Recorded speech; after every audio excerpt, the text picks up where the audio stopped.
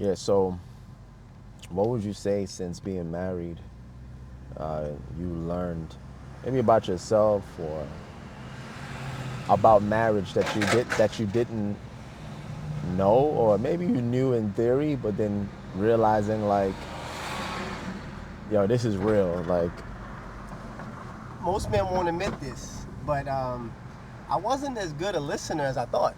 yeah, uh, yeah, what I've learned is I have to listen to learn, and not just listen just to hear so that I can get my point across or yeah, explain how I want things done. And I learned this because I'm thinking I'm doing all the things. I'm taking care of the overhead. I'm taking care of expenses. I'm uh huh, planning date nights. We're dressing up. We're going to all of these nice places. uh huh, Meanwhile, my wife just wants connection. She just wants to talk. She just wants to hold my hand. She just wants to walk together. She wants for me to empathize with her, ask her about how her day is going, dance with her. uh huh, I'm thinking, no, she wants dates. She wants adventure and all of this stuff. And part of it is true, yeah, but not without the most important part to her. And so by listening, I learned that maybe she wants to go to a candy shop and not a liquor store right, or a bar. yeah, Maybe she wants to go dancing and not necessarily go to a party or club yeah, that's gonna just serve me. yeah, She just wants to go do salsa or maybe do a Zumba class and she wants me to be there. So I had to learn to take the time and listen. Let me learn what's important to you, what's valuable to you. and what you're talking about is basically learning her love language, Yes. right? Yes. Like, you're speaking. That's one of the most common mistakes. I shared this with you about how that changed the game in my marriage. Like, my wife and I was speaking two different love languages, and before I knew anything about that concept, we were struggling, like, the disconnect.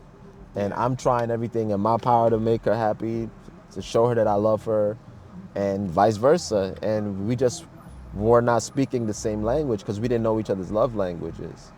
And yeah, bro, I had to go back, and I don't even know how we found that. We found the book. I honestly don't even remember how, man, but that was like a godsend because, bro, I went back. We did the love language test. I saw her top love language at the time was gifts. Mine was words of affirmation. Mm-hmm. And guess what my lowest love language was? What's that? Gifts. Mm-hmm. Of course. That was Most her men. highest. That was my that was my lowest. Yeah. So, bro, like, literally, she will get me things, buy me, stuff to show me that she cares about me. She'll give me a nice shirt, and I'll just throw it on the bed. I want to share a story. I learned that my wife's love language was gifts. Our See, first Valentine's Day. uh, Our first Valentine's Day, I remember I had a court date on our first Valentine's Day. uh-huh. And I had only known her for about, let's see, maybe 7 months. Mm, And so I hadn't learned her love language yet. But Valentine's Day came. yeah. I was late. Like, I saw her in the afternoon, and she had all of these things for me. She had all of these things for me, and I felt terrible because I had like a card for her, and the disappointment Oh, in her man. eyes was so deep. I Sheesh. was like, "Oh my God, I didn't mean to do this. I didn't know it meant that much to So you." what was that conversation like after that? I made it up the next year, Uh, but she didn't go as deep as I knew she wanted to. The next time? No. The Oh, first telling time, you what she didn't tell me how she deeply felt. it hurt her. Yeah. I could just feel it. I can see it. You can see the disappointment all on her face. Yes. But thankfully, her birthday was the next month. Uh, And so I was able to make it up. well, that's good that you learn fast. I learned fast. Because here's the thing. We didn't spend our first Christmas together. So Okay. we had never exchanged gifts before. Ah, So Valentine's Day was our first time having an opportunity to express ourselves in gift giving. right. And when I saw that she had a card, she had a balloon, she had a big giant cookie, she had ordered some stuff, and I felt so embarrassed. Yeah. I was like, okay. I see what she wants, what she needs, what she desires. Yeah. I'm not gonna make this mistake again. Facts. So when her birthday came next month, I made sure I had the flowers, the card, the balloon. Yeah. You know, we riding around on a little Revel. You remember the motorcycle things? You know, we went bowling, we ate, you know, we dressed up. I made her feel special. Yeah, that's dope. because I found out on Valentine's Day that gifts was her love language, and I wanted her to feel celebrated. Just Yeah. like one of my love languages is words of affirmations. Mm-hmm. And I had to explain to her one time, because I'm kind of like reaching. I'm like, hey, how was the food? You know, because I cooked the food and I put so much love into my food. So you want to be complimented and I want to celebrated know. and hear that that the food is good. Yeah. Right. And so she's so spoiled by me cooking that it's like, oh, it's just regular. He always cooks amazing food. He knows it. So I'm like, how's the food? And she's like, oh, it was delicious. She tell me, and I'm in my head, I'm like, well, why didn't you say that? Why didn't you say it was amazing if when you took that first bite, you knew it was better than what you get at restaurants? Why didn't you say the words? Uh-huh. But the reason is I hadn't communicated to her that this is something that means the world to me. Yes. So meanwhile, those gifts from Valentine's Day, they didn't mean much to me. Right. I'm like, girl, I can use some physical touch tonight. That's what I really want. To be honest, save the chocolates and the cards and the cake, all of that stuff. Give me some physical touch. You know, which is another one of my love languages. I think most men's love language is physical touch. Uh-huh. You know what I'm saying? But also words of affirmation. Yeah. If I run the marathon, I need you cheering me on. That's right. Letting me know you did an amazing job. Great job training. When I graduate and get another degree, celebrate me. Don't treat it like it's something regular. Yeah. Give me the words that I deserve. And I think sometimes women don't think that men need as much reassurance as they need. Mm-hmm. You know, like women want to know, hey, they want to be reminded that that they're still beautiful to you, you still love them, that they want to be told those things, like you still miss them, you're still thinking about them. But men, we want to hear that too. Even after we get married, we want to hear that too. Absolutely. But here's what I've also learned. Mm-hmm. When you're not speaking someone's love language, they don't care about yours. Yeah. They don't care. Because I don't feel heard, so right. I'm not going to make you feel heard. Because most women know that a man's love language is physical touch. Mm-hmm. They know it. But when they see that you are not giving them gifts, or when you're not giving them quality time, they're like, you don't care about me, so why would I physically touch you? Yeah. Yes. You're not listening to me. You're not Yes. looking me in my eyes. You're not holding my hand. Yeah. You're not cuddling with me. Yes. You're not asking me how my day was. So why would I care to give you a massage? Yeah. Why would I care to give you pleasure? Yeah. Why would I care to give you sex? You don't care. You're showing me that you don't care about me. That's so true. But here's the mistake that a lot of couples make. Mm-hmm. They do care about you. They just don't know that they're not speaking your love language. Yes. But when you have a conversation and you're able to articulate and communicate that, hey, all this time, you have not been speaking my love language. Yeah. Because that's what I thought I was doing in my own marriage. Yeah. I'm thinking, what are you complaining about? Bro. You got a roof over your head. You got food on the table. We're going out on dates. We're doing fun things together. But I'm not giving her gifts. Specifically, the Right. thing that makes her feel the most loved. I'm not giving her the things that make her feel the most loved. Yeah. And every person knows what makes them feel the most loved. Yes. In fact, in the book, The 5 Love Languages, since we're on the subject, there was a guy who said he got his hands on the book while he was in prison. And he said his mother had never given him hugs. And his love language was physical touch. Wow. He said Sheesh. the first hug he got from his mom was when he got sentenced to prison. But when he went to jail, he realized that his mother did love him. She just didn't know his love language. Even so, you even need to know it for your kids as well. I could see that, for example, with my son. That's my son's love language, physical touch. He's always like he's always playful, grabbing, wanna wrestle, wanna tussle, all those things. But that's how he communicates his love.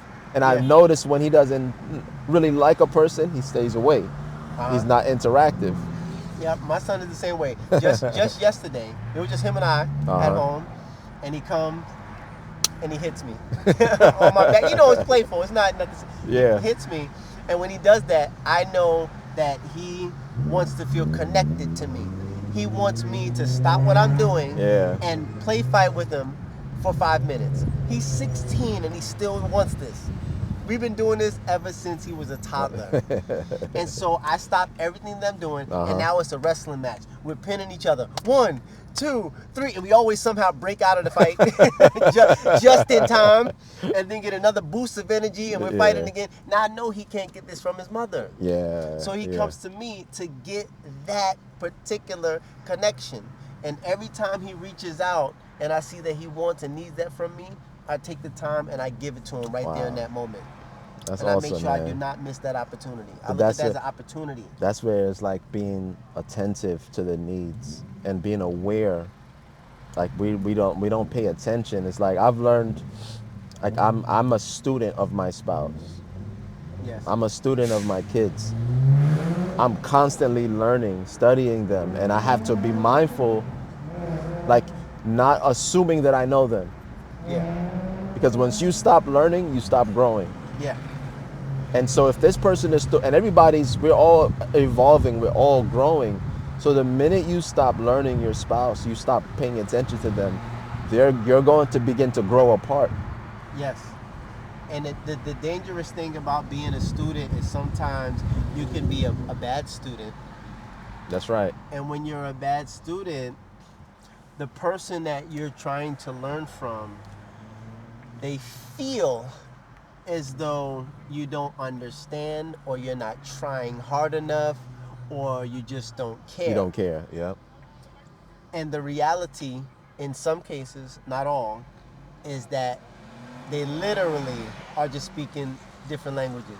You can try as hard as you want to speak Chinese and read Chinese, but if you don't understand the language, you're gonna fail the whole semester. Yep. Every day, every week, every month, you're gonna fail because you don't understand. But if you but also you have to put some accountability on the teacher, because it's like, hey, I'm failing every year, and you're my leadership. Yeah. You're supposed to be teaching me this stuff. So why am I not comprehending? And as teachers and students, because when you're married, you're teaching someone how to love you. You're both, yeah. And you're also learning how to love someone else. Yeah, that's good. So if you're not willing to be a good teacher and a good student, you're not going to be able to successfully communicate and articulate the information or receive it. But I think there's also a misconception and a myth that people feel like if you love me, you should know these things about me, or if we were the right match, they think you're misaligned. You should know. I shouldn't have to tell you this. You should just know this. That's a big mistake. That's a big mistake. So many people make that mistake. They assume that a person is supposed to know, and you have to ask yourself, how is this person supposed to know how to treat you? Yeah. Who is going to teach them how to treat you? Oh, his mother should have taught him. His mother is supposed to teach him how to treat you or how to treat women in general. Because you don't want him to treat you how he treats women in general. Yeah. You want him to treat you according to how you want to be treated. Exactly. And so the best way to make that happen is for you to teach him. When I'm dating a woman, I don't just assume, because here's what I assume. I assume that you've been taught poorly. And so I'm going to teach you how to treat me properly. Yeah. Here's what that looks like. If you've gone on 100 dates before me, and on 100 dates you showed up late, when you get on a date with me, 101, I'm going to let you know that that's unacceptable. Mm-hmm. So one of two things are going to happen. We're going to communicate. I'm going to say, hey, I don't appreciate you coming to this date late. The consequences of you showing up to the date late is first rounds on you.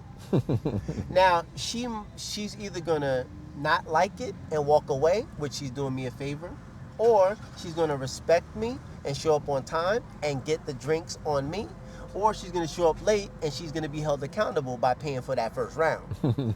But nonetheless, I'm going to teach you how to treat me. The concept of yeah, it's still the learning lesson, and it goes both ways, right? And that's when you're dealing with somebody that doesn't have any standards or values, there's nothing to teach, right? Mm-hmm. They'll just accept anything, and that's also dysfunction, and it's going nowhere, because every relationship, within every relationship you enter into, there's going to be rules. If you don't want rules, you want to be free, don't get in a relationship. Mm-hmm. There are laws, there are rules that go into relationships, and even especially again in a marriage, you're going to have to learn what the person that you're with actually needs and what that person wants. But we talked about this also, about the importance of communication and how hard it is for people to express their wants and needs. Mm-hmm. I think it's a cop-out when we say things like, if they really love me, they'll just know. I think that's being lazy in love. It's deeper than being lazy. Sometimes you don't know. I don't know. But you should. But that's the whole thing. Why wouldn't you know what you need if you are being diligent about showing up and being present in a relationship? Sometimes we don't realize what we need until it's not there. Mm-hmm. So you go into a relationship and you need food, you need water, but that person never shows up with food or water. You're the one who always brings food and water. So let's say something happens to your hands or your feet. I had foot surgery earlier this year, so I wasn't able to get around. So if I'm the only person bringing the food and water and I can't get around, now we're exposing the fact that this other person isn't delivering, isn't contributing. And it's like, wait a minute, I can't be the only one bringing the food and the water. Yeah. Because what happens if I'm unable to? Am I just going to starve? Right. Or are you going to contribute? Mm-hmm. There has to be added value from everybody. And if this is a real relationship, if this is a healthy relationship. Yeah. Yeah. So I think, yeah, I think when you seek to please the person that you're with, that again, that intention of, I want to please my partner, I want to meet the needs of my spouse, which is what you're signing up for in marriage. Another thing that I've learned you have to do is seek feedback. Yeah. You actually have to ask the person, not assume that you know what they need, but actually taking the time to ask. Right? That's something I'm guilty of. See? I'm definitely guilty of that. And, that's something that I learned in my marriage is just ask. Hey, what's important to you? Yes. What do you like? Yes. What are you in the mood for? Yes. And this is not the same thing as hey, what do you want to eat? This isn't one of those Yeah. where a man doesn't know what he wants to do or where he wants to go. Yeah. Because some men will take on a leadership and say, hey, you can say we're going out on Wednesday. That's the leadership. Right. We're going out at 7 p.m. on Wednesday, or Wednesday night is going to be our date night. But you can ask, what are you passionate about? Yeah. What turns you on? Yeah. What puts you in the mood? How are you feeling this week? And you can use that information to make a plan. And that person will feel included. Yes. They'll feel heard.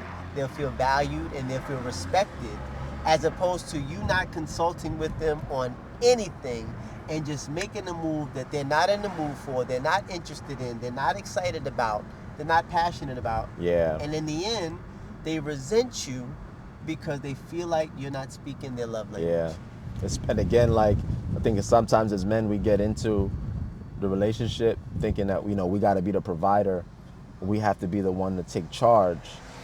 And mistakenly, we think that means telling your wife what we're going to do, or feeling like you got to be that one to come up with all of the ideas. And Yeah. you know what I mean? And like you said, if the wife doesn't feel included, she just feels Like she's going along for the ride. Yeah, That she has no stake, voice. no voice, no ownership in the matter. Yeah. And what we'll find is a woman would rather be homeless and have a voice than to be provided for and be silenced. Ooh, ladies, you should think about that. That's comment in the I'ma in the tweet comment. Ladies, write in the comments if you agree. I think there is some truth to that. There is some truth to that, especially powerful woman, a woman who knows their worth, a woman who knows what she brings to the table and the value that she brings to the family and the asset that she is as a woman. There is some truth to that. Now I know ladies these days, they don't want to be homeless. They're going to get their own stuff. That's what they're going to do. They're going to go get their own stuff so that they don't have to suffer in silence. So a woman would rather be independent and do things on her own and have a voice than to be provided for and be silenced. Let's put it that way. But so you're opening up another conversation, because there's this idea that women today who have been strong and have been independent now want to feel taken care of. They want to come into the soft life and the soft girl era and be taken care of, but that means I don't have to work. My man will take care of me, will take care of everything. But then on the flip side of that, that man will feel like, well, I should have an increased, I should have the ability to say what I want, when I want, because I'm paying for everything, I'm taking care of everything, I'm taking care of you, right? So is that the way that this whole manhood, leadership, soft girl, era, like, how does that dynamic work? Should a woman still be able to have a voice although she wants to live the soft life? And that's the thing. I think there's a power struggle there when it comes to committing to a relationship and giving up your independence. But it's not giving up your independence. It's joining in interdependence. So now you're dependent on each other. You both have to be independent before getting into the relationship. Right. So now you can both bring your strengths and work together as one force. But what you'll find, ladies, is that when you meet a man who is a leader, you'll notice he's going to be on a mission. Yeah. He's going to be on his own mission. And when you get with the man, he's going to be covering you. That means you're going to be under him. Sub. Yeah. And so we talked about this earlier. And so if you're under the man's mission, you're Yeah. going to have to go into submission. Yeah. Now, this word triggers a lot of women Oh, because that's like they cuss feel words. like it's slavery, but it's not slave. It's only slavery when you have poor leadership and he's not going anywhere. But when this man is trying to dominate in his industry or field, he's trying to take over the world, Yeah. and he's got you, some powerful, independent, self-sufficient, amazing woman. Yeah. Y'all are gonna be ruling, king Yeah. and queen together. Yes. You have to look at it that way, as if you guys are on the same team, not competing against each other. Yeah, I've noticed that, man. A lot of relationships I'm also seeing is that there's this competition between a husband who's seeking success in his personal life and the woman still seeking success in her personal life. And it's like there's a jealousy, like when one person reaches a newer level of some type of achievement, there's like this envy, silent envy with the spouse, with the partner, because they feel like, well, you're doing something. It's like there's like a, we'll go out to eat and celebrate, but deep inside there's still this feeling like I should be doing more too, Right. or you know what I mean. And have you seen that? Absolutely. But there's a natural order to things, and society has gotten far away from that natural order, and that's why there's this competition. And there's a competition on both ends. There are some men who are trying to take on the role of the woman. That too. They want to be kept. They want to be stay-at-home dads, and they want to. They got this soft guy era Yeah, now. they want. Yeah, the soft guy era. And then you have women who want to wear the pants. They want to bring home the bacon and have him cook it. And so now they're both fighting for position. So you can imagine, like you said earlier, if a woman is getting dressed and she's going to work early in the morning and he's at home chilling in his robe, he give her a kiss goodbye. There's only so long before she's gonna get tired of that and resent him. Yes. And the underlying reason is because this is out of order. Come on. This is out of order. Yes. And so when you get a man who is actively working towards his purpose, he is adding value to his community, adding value to his household, adding value to his wife, to his friendship, to his family. Yes. And he is growing as an individual and as a man, while taking care of, covering the people who have submitted to him. He's in his rightful place. Yeah. So when you get a woman Yeah. who also wants to do the exact same thing as the man, they're aspiring to be Oprah, they're aspiring to be Kamala Harris. Man, if this woman becomes president, us men are doomed. Now I know, and I say that with love. I'm rooting for her. I'm saying that because there's going to be a lot of women who are going to want to abandon their positions as mothers and wives to be successful world leaders in Congress and in business. That's great for Kamala Harris, but that's a nightmare for all the people who want wives and mothers.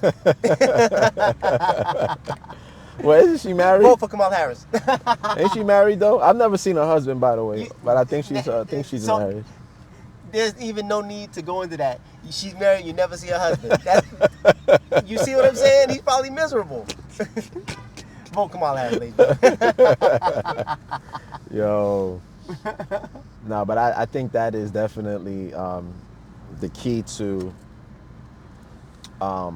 learning. Like that you learn, you love what you learn, and you learn what you love. Like when you think about your favorite subject in school, whatever that was, you loved going to that class. You loved learning about it because you loved it. Yeah. And I think it says something when you stop learning your spouse or your partner. You have to ask yourself the question, am I still loving my partner? Am I still in love with my partner? To that point, that makes me the most excited about marriage. is I know for a fact I'm not perfect, and I know for a fact that I'm not getting everything right. Yeah. But if I can just have another chance when I wake up tomorrow to love myself and love my wife and my family properly, Yeah. if I can get another lesson, if I can get them to talk to me a little bit more, if I can humble myself and listen a little bit more, That part. then I can be better today than I was yesterday. Amen. And I'm excited about that. Amen. Yeah, you gotta love the journey, love the learning process, and you're not gonna know everything, bro. 14 years in, and I'm still feeling like I barely know my wife. Yeah. I've heard people say that when I was younger in the game, and Uh-huh. now I'm at 14, and I'm like, feel like I'm still just getting started. And that 14 years probably went by just like that. You Just probably like remember that. that first year, Still anniversary, remember, all of that. bro. Feel like it was yesterday. Yesterday, that zoom right by. Kids popped out of nowhere. It's crazy, man. I And believe you. but that's it. We gotta. I think that's the biggest takeaway for today. It's like still always continue to desire to learn. Yeah. Like Once you lose that desire, you're in trouble. You gotta constantly want to learn, want to get better, aspire for more, humble yourself, be willing to listen and receive wisdom from others. that's it. That's it. I told you. I think I've told you about this book I got called Creating Magic. It's a business book about from the I think the second in command of Disney, and he shares his leadership lessons. And one of the biggest things I learned in that book was he talks about how important for Disney's success over all the years. One of the biggest things they've done was seek feedback. They get feedback from their guests, feedback from their employees, and these are the people at the top, the leaders. They live off of the feedback that they get because that's how they learn how to keep satisfying the visitors and the guests. So people that travel from all around the world. The one Yeah. thing you could talk about when you've gone to Disney, right? Man, I went to Disney as an adult, maybe 7 years ago. That place is magical. Oh my God. They have the best Bruh. customer service Bro. I've ever seen in my life. Ever. Everybody. I'ma read that book. Everybody's smiling. Everybody's What's the happy. name of the book again? Creating magic. I'm gonna get that book. Creating magic, bro. I'm telling you. And I've learned how to take what he's learning. I'm applying it to ministry, and I'm applying it to my marriage. Man, And like, bro, it's like, if I can create that magic in my household with my son, with my wife, with my friends. Yeah. I mean, I have great experience with these people, but Uh-huh. I want Disney level. That's a whole other. I want that for my life. I'm Bruh. gonna read that book. bruh, game change. It's changing my life, bro. Definitely, definitely. Just like I always said, heaven. I said if heaven looks like anywhere on earth, I said it looked like Disney World. I felt like I was in pure heaven in that place. Bro, the I gotta go music back playing, again. everybody's laughing and was dancing unreal. and smiling. I'm like, It was unreal, man. Bruh. Oh my God. I'm like, do y'all get stock in this company or something? From the lowest level. Man. Yes. I couldn't figure it out. yes, Why are these people so happy? Why are these people so nice, so kind, so upbeat? High energy. High energy. Treating everybody with dignity and respect. You ever go to Home Depot in Oh. Brooklyn?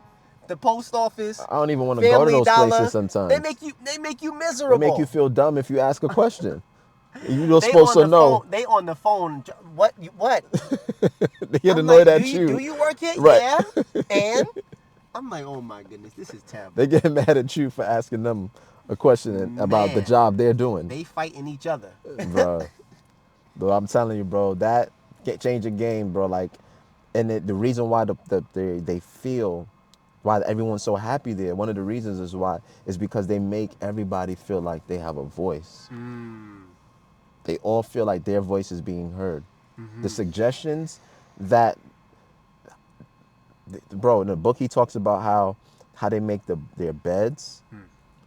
They get the feedback from the people who come in to make the rooms up, and because the people who make the rooms up know what the people who actually stay in the rooms are actually looking for, what they want. So the people at the top would never know what the guests sleeping in the rooms need, unless the person who cleans the room, who you think is probably the most insignificant person at Disney, no, what they hear and what they see is just as important as the CEOs. Because guess what? If you went to Disney and the rooms was trashy, and the bed sheets were uncomfortable, or that's going to turn off people from wanting to come back.